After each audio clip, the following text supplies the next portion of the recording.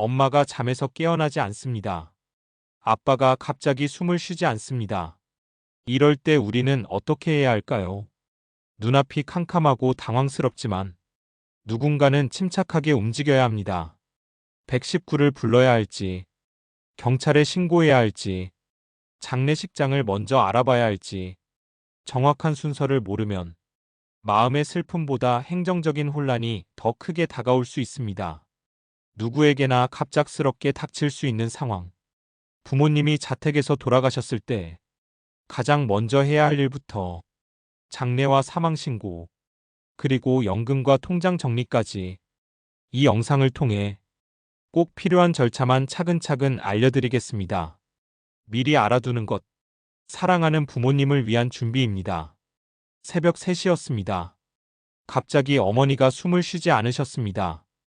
어머니를 흔들어도 아무 반응이 없었고 손발은 이미 차가워져 있었습니다. 놀란 마음에 눈물부터 쏟아졌지만 그 순간 머릿속에는 단 하나의 생각만 맴돌았습니다. 이럴 땐 도대체 무엇부터 해야 하지? 많은 분들이 부모님이 병원이 아닌 집에서 돌아가셨을 때 정확히 어떤 절차를 밟아야 할지 몰라 더 큰 혼란을 겪습니다. 그래서 오늘은 부모님이 자택에서 돌아가셨을 때 가장 먼저 해야 할 행동부터 사망 확인과 신고, 장례 준비 전까지 꼭 알아야 할 첫 단계들을 차근히 알려드리겠습니다. 먼저 부모님이 반응하지 않고 호흡이 멈췄다면 바로 119에 신고해야 합니다. 의료인 또는 구급대가 사망을 확인해야 하기 때문입니다. 특히 병원에 계시다 돌아가신 것이 아니라면 자연사인지 혹은 외부 요인이 있는지 경찰 확인이 필요한 경우도 있기 때문에 절대 혼자 판단해서 넘어가서는 안 됩니다. 119에 신고를 하면 구급대가 도착해 기본적인 생명 반응을 확인하고 필요시 심폐소생술을 시도하거나 이미 사망으로 보이는 경우에는 경찰에 연락을 취하기도 합니다. 이때 가장 중요한 것은 고인이 평소 어떤 질환을 가지고 있었는지를 분명히 설명하는 것입니다. 예를 들어 어머니가 지병으로 오랜 기간 투병하셨고 최근 상태가 나빠졌다는 점을 분명히 전달하면 불필요한 부검 절차를 피할 수 있습니다. 반면에 평소 건강하셨던 분이 갑자기 자택에서 숨을 거두셨다면 사인에 대한 명확한 확인이 필요하므로 경찰이 현장을 확인하고 부검이 진행될 수 있습니다. 만약 평소 다니던 병원이 있다면 그 병원의 주치의에게 연락해 자택 사망에 대한 진단서를 발급받을 수 있는지 확인하는 것도 중요합니다. 대부분의 경우 주치의가 최근까지 환자의 상태를 진료한 기록이 있다면 병원에서 사망진단서를 발급해 줄 수 있습니다. 하지만 그렇지 않다면 병원에 시신을 안치하고 의료진이 사망을 확인한 후 장례식장에서 진단서를 발급받는 방식으로 진행됩니다. 즉 집에서 부모님이 돌아가셨을 때 첫 번째 해야 할 일은 무조건 119에 신고하고 현장에 도착한 구급대 또는 의료진과 함께 사망을 확인받는 일입니다. 이후에는 경찰이나 병원 측의 안내에 따라 장례 절차로 넘어가게 됩니다. 간혹 가족 중에 의사나 간호사가 있다 해도 공식적인 사망진단서는 의료기관에서만 발급할 수 있으므로 반드시 병원을 거쳐야 한다는 점도 꼭 기억해 두셔야 합니다. 그리고 또 하나 중요한 점은 고인의 신분증 또는 가족관계 증명서 등 신원을 확인할 수 있는 서류를 미리 준비해 두는 것입니다. 신분 확인과 사망 신고에 반드시 필요한 자료이기 때문입니다. 슬픔 속에서도 이 절차들을 누군가는 감당해야 합니다. 그래서 미리 알고 있으면 조금이나마 덜 혼란스럽고 부모님의 마지막 길을 차분히 준비할 수 있습니다. 부모님이 자택에서 돌아가시고 사망이 확인되었다면 다음으로 바로 준비해야 할 것은 장례 절차입니다. 많은 분들이 이 시점에서 가장 당황하고 어려움을 겪습니다. 슬픔이 가시기도 전에 장례식장 예약부터 사망진단서 발급, 사망신고까지 서류와 일정이 쏟아지기 때문입니다. 우선 병원에서 사망진단서를 발급받았다면 가장 먼저 해야 할 일은 장례식장을 정하는 일입니다. 대부분의 경우 사망 당일 혹은 다음 날 바로 빈소를 차리게 되기 때문에 지체할 시간이 없습니다. 가까운 종합병원이나 장례 전문 식장을 검색해 빈소가 있는지 확인하고 예약을 진행합니다. 병원 응급실에서 사망 확인이 된 경우 해당 병원의 장례식장으로 바로 연결되는 경우도 많습니다. 장례식장을 정하면 운구 절차가 시작됩니다. 시신을 장례식장으로 옮기고 입관 준비를 하게 되는데 이 과정에서는 장례 지도사의 도움이 매우 큽니다. 장례 지도사는 빈소 설치부터 입관, 발인, 화장 또는 매장까지의 전 과정을 체계적으로 도와줍니다. 가족들은 큰 틀의 선택만 하게 되고 나머지는 장례식장 측에서 대부분 진행해주기 때문에 혼란을 줄일 수 있습니다. 다음은 사망진단서를 가지고 사망신고를 해야 합니다. 사망신고는 반드시 사망일로부터 한 개월 이내에 해야 하며 주민센터나 구청에서 접수할 수 있습니다.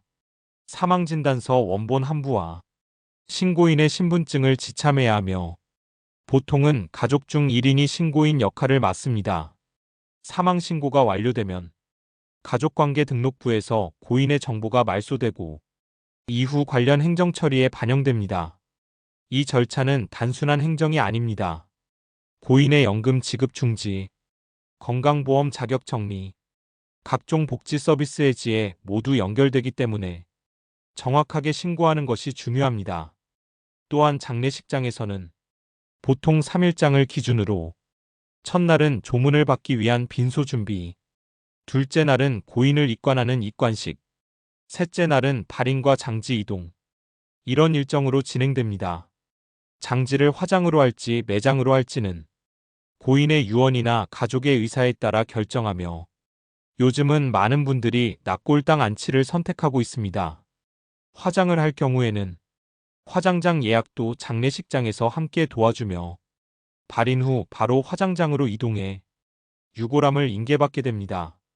장례 기간 동안에는 부의금 정리, 조문객 응대, 절차 안내 등으로 가족들의 할 일이 많지만 장례식장 직원들이 많은 부분을 도와주기 때문에 처음 겪는 분들도 차근히 안내를 받으면 무리 없이 마칠 수 있습니다. 마지막으로 중요한 점 한 가지는 장례 중이나 직후에 사망신고와 각종 해지 처리를 함께 준비해야 나중에 생기는 행정적 혼선을 피할 수 있다는 점입니다. 특히 고인이 기초연금이나 노령연금 같은 복지급여를 받고 있었다면 사망일 기준으로 지급이 중단되며 사망신고가 늦어질 경우 과호급된 금액을 유족이 반환해야 할 수도 있습니다. 그래서 사망신고는 가급적 장례기간 안에 빈소에서 가까운 주민센터에 다녀오는 것이 가장 현명한 방법입니다. 슬픔 속에서도 이 모든 절차는 누군가가 책임지고 진행해야 합니다. 지금 미리 알고 있다면 부모님의 마지막을 더 평온하게 지켜드릴 수 있습니다. 장례를 무사히 마치고 나면 몸은 지쳤지만 마음은 더욱 허전합니다. 부모님을 떠나보낸 슬픔이 밀려드는 그 시기. 사실 유가족이 해야 할 일은 아직도 많이 남아 있습니다. 장례식이 끝났다고 해서 모든 절차가 끝나는 것이 아닙니다. 이제부터는 고인의 재산과 기록, 각종 행정 처리들을 하나씩 정리해 나가야 합니다. 가장 먼저 해야 할 일은 고인이 받던 연금과 복지 혜택을 정리하는 일입니다. 예를 들어 부모님이 기초연금이나 국민연금을 받고 계셨다면 사망신고가 접수된 이후에 연금 지급이 중단됩니다. 하지만 사망신고가 늦어져 지급이 계속되었다면 그 초과 지급된 금액을 유가족이 반환해야 하는 상황이 생길 수 있습니다.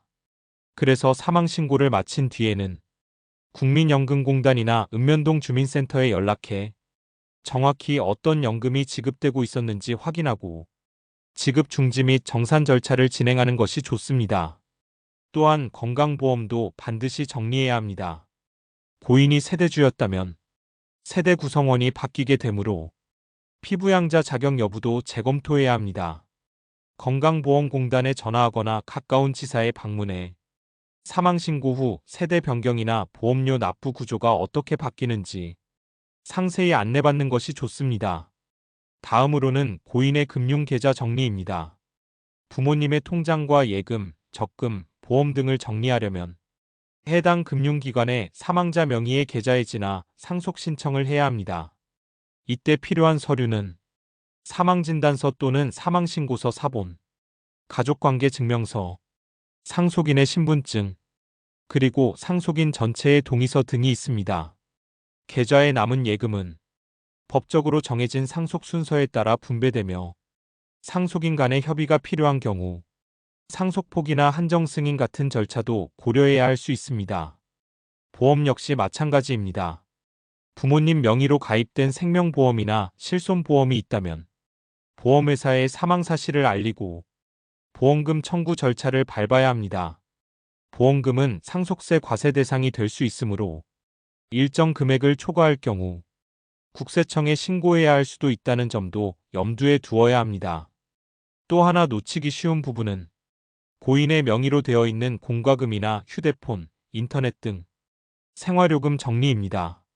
자동이체로 빠져나가고 있는 요금이 있다면 바로 해지 신청을 해야 불필요한 비용 지출을 막을 수 있습니다. 휴대폰 번호는 사망신고와 함께 해지할 수 있고 필요시에는 문자나 통화 내역을 열람하기 위한 절차도 진행할 수 있습니다. 또한 고인의 차량이 남아있다면 자동차 등록 말소나 명의 이전도 필요합니다. 이 역시 가족관계 증명서와 사망신고서, 사본 등을 제출해 정리할 수 있습니다. 그리고 마지막으로 고인의 재산에 대한 상속 여부를 결정해야 합니다. 부동산, 금융자산, 채무 등 남긴 재산이 어떤 형태든 상속 절차를 밟지 않으면 나중에 문제가 발생할 수 있습니다. 특히 채무가 있는 경우 무작정 상속을 받으면 빚까지 떠안게 되므로 상속폭이나 한정 승인을 법원에 신청해야 부담을 줄일 수 있습니다. 이 모든 절차는 슬픔 속에서 유가족이 하나하나 감당해야 하는 일입니다. 때로는 전문 행정사나 상속 변호사의 도움을 받는 것도 하나의 방법이 될 수 있습니다. 무엇보다 중요한 건 지금 미리 알고 준비하는 것입니다. 부모님의 마지막 여정을 온전히 마무리하기 위해 이후의 정리까지도 사랑과 책임으로 이어지기를 바랍니다. 부모님을 떠나보낸다는 건 말로 표현할 수 없는 아픔입니다. 그 슬픔조차 온전히 느끼기도 전에 복잡한 절차들을 마주해야 하는 현실이 참으로 가혹하게 느껴질 때도 있습니다. 하지만 누군가는 해야 할 일이고 누군가는 그 모든 순간을 감당해야 합니다. 오늘 이 영상을 통해 그 막막하고 두려운 절차들이 조금이나마 덜 복잡하게 느껴지셨다면 그것만으로도 이 영상의 의미는 충분하다고 생각합니다. 미리 알고 있으면 당황하지 않고 미리 준비하면 혼란 없이 사랑하는 부모님의 마지막 길을 조용하고 평온하게 지켜드릴 수 있습니다. 혹시 이 영상이 지금 당장은 아니더라도 언젠가 꼭 필요하다고 느껴지신다면 좋아요와 구독을 눌러 잊지 않고 다시 찾으실 수 있도록 해주세요. 노년의 삶과 가족의 순간들을 따뜻하게 정리해드리는 정보, 앞으로도 저희가 함께 전해드리겠습니다. 지금까지 함께 해주셔서 감사합니다.